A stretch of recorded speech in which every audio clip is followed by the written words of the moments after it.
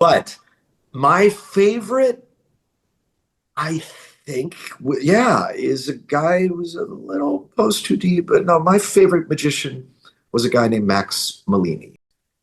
And there were several things that intrigued me about him. I mean, number one, yeah, he was a master of kind of creating a reputation and creating the stories in a similar way to what Houdini did, except for him.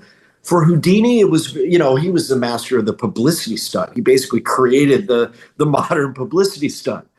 Uh, with a like jumping into the local river or doing a suspended straitjacket escape, in the middle of the town square on a Why not? Wednesday, and then he'd sell out his show by the weekend.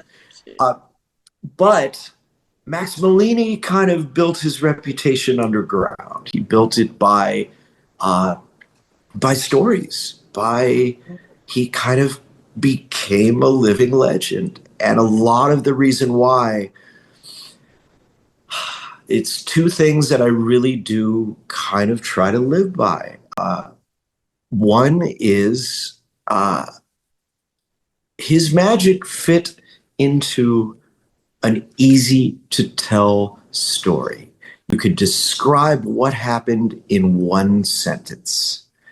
And that's huge because then, yeah, his legend would continue. But the other thing is he really understood scale and expectations because his realm was intimate magic. And like one of the classic, I will just tell a quick Bellini story that kind of encapsulates it. Not only was he very famous and known by, the aristocracy and stuff, but, he would not only perform for them, but he was considered one of them. So he would be invited to parties, not to perform, but just to hang out. And of course, at these occasions, somebody would ask him to do something, and he would just be like, no, I'm not prepared. I'm just here socializing.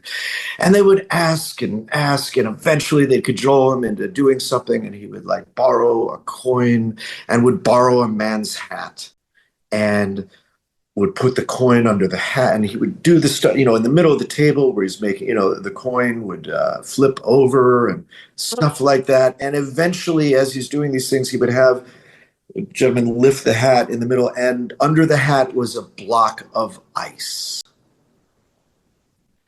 And keep in mind, this was the 30s.